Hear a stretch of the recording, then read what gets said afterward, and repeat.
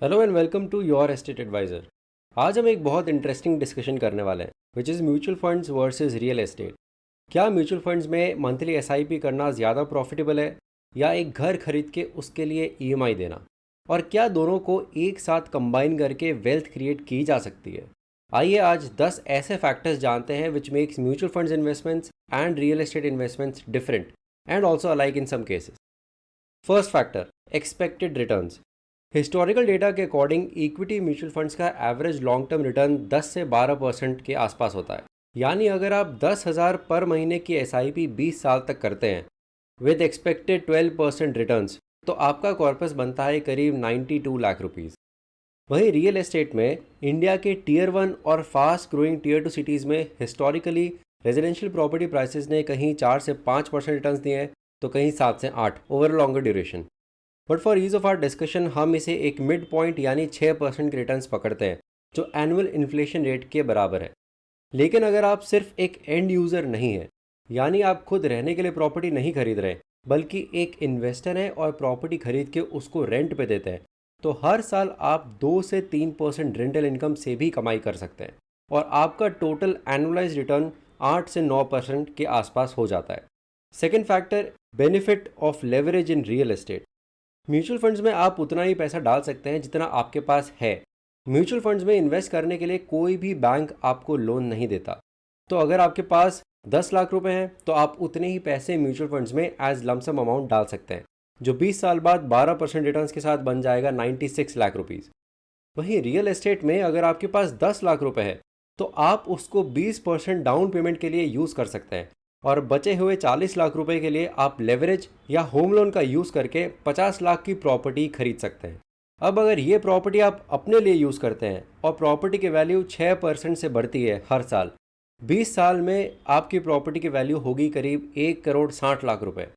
और अगर आप एक इन्वेस्टर हैं जो रेंटल यील्ड से भी कमाना चाहते हैं, तो एडिशनल 2 से 3% रेंटल इनकम भी आप जनरेट कर सकते हैं एवरी ईयर, जो बनता है 1 से 1.5 लाख रुपए हर साल।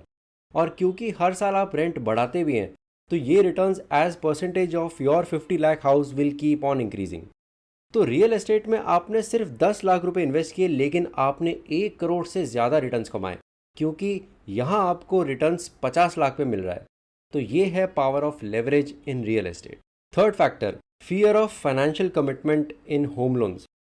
एक मिडिल क्लास आदमी होम लोन ईएमआई के फाइनेंशियल कमिटमेंट से सबसे ज़्यादा डरता है। मंथली ईएमआई का अमाउंट अफोर्डेबल रहे, इसलिए लोग 20 से 30 साल का होम लोन टेन्योर लेते हैं।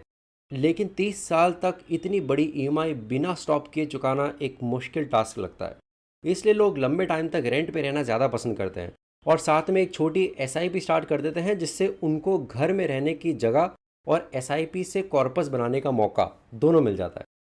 अब ऊपर से तो ये काफ़ी इजी और डूएबल फाइनेंशियल प्लान लगता है, लेकिन इन रियलिटी ये होम लोन ईएमआई से भी ज़्यादा टफ कमिटमेंट होता है।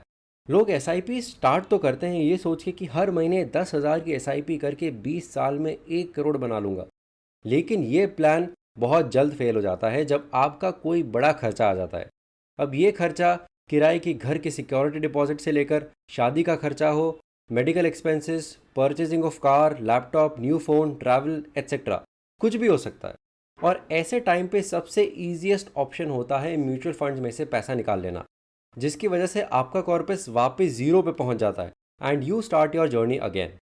बार बार म्यूचुअल फंड्स में से पैसा विड्रॉ करने से आपको इसका कंपाउंडिंग बेनिफिट भी नहीं मिलता। अब ऐसी सिचुएशन में 20 साल बाद ना ही आपके पास ज़्यादा कॉर्पस बनता है, 20 साल से आप रेंट भी पे कर रहे हैं जो हर साल बढ़ता भी जा रहा है, और अपना घर तो आपके पास वैसे भी नहीं है। तो ये एसआईपी से लाखों करोड़ों कमाना एक्सेल में जितना आसान लगता है, रियलिटी में ये उतना ही ज़्यादा मुश्किल टास्क है। इसलिए हमें ये समझना ज़रूरी है कि सिर्फ होम लोन ईएमआई ही नहीं, म्यूचुअल फंड एसआईपीज़ भी बहुत बड़ा फाइनेंशियल कमिटमेंट मांगते हैं वेल्थ क्रिएशन के लिए। Fourth factor, illusion of liquidity. Mutual funds का एक प्लस पॉइंट होता है विच इज़ हाई लिक्विडिटी। कभी भी म्यूचुअल फंड्स को बेच के आप पैसा निकाल सकते हो, लेकिन यही एक प्रॉब्लम भी बन जाता है, क्योंकि लोग ज़रूरत पड़ते ही या फिर एक छोटी सी डिज़ायर फुलफ़िल करने के लिए म्यूचुअल फंड्स तोड़ देते हैं और कंपाउंडिंग का बेनिफिट मिस हो जाता है। वहीं रियल एस्टेट की इलिक्विडिटी आपको मजबूर करती है लॉन्ग टर्म होल्ड करने के लिए, और यही कॉर्पस क्रिएशन या एसेट अप्रिसिएशन का सीक्रेट है। Fifth factor, EMI value and inflation. एक इंटरेस्टिंग चीज़ होम लोन ईएमआई की ये भी है कि अगर आप सपोज़ 20 साल तक का होम लोन ले रहे हैं जिसमें आपकी मंथली ईएमआई बनती है 40,000 रुपये, तो ये ईएमआई का अमाउंट पूरे 20 साल तक 40,000 ही रहने वाला है। लेकिन इन्फ्लेशन की वजह से इस 40,000 की रियल वैल्यू 20 साल में बहुत कम हो जाती है। अगर हम 6% इन्फ्लेशन रेट मान के चले तो 10 साल बाद ये 40,000 की प्रेजेंट वैल्यू होगी करीब 22,300 रुपये और 15 साल बाद होगी करीब 16,600 रुपये, यानी आधी से भी कम। इतना ही नहीं, आपकी EMI as percentage of your income time के साथ काफ़ी मैनेजेबल हो जाती है। फॉर एग्जाम्पल, आज अगर आपकी मंथली इनकम है 1,00,000 रुपये और आप 40,000 की होम लोन ईएमआई भर रहे हैं, तो this becomes 40% of your monthly income. लेकिन 15 साल बाद सिर्फ 6% ईयरली इंक्रीमेंट से भी अगर आपकी इनकम बढ़ती है तो वो हो जाती है करीब 2,50,000 रुपये पर महीना। लेकिन ईएमआई तब भी रहती है 40,000 रुपये, which is 16% of your monthly income.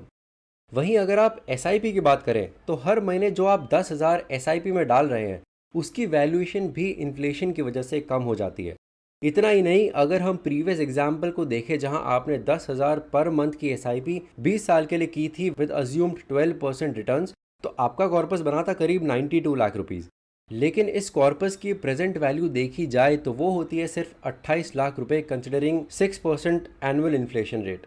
इसका सिंपल मतलब ये है कि आप आज की तारीख में जो भी चीज़ 28 लाख में खरीद पा रहे हैं, 20 साल बाद 92 लाख का कॉर्पस इकट्ठा करने के बाद भी आप उतना ही सामान या घर खरीद पाएंगे, क्योंकि 20 साल में उन चीज़ों की कीमत भी बढ़ चुकी होगी।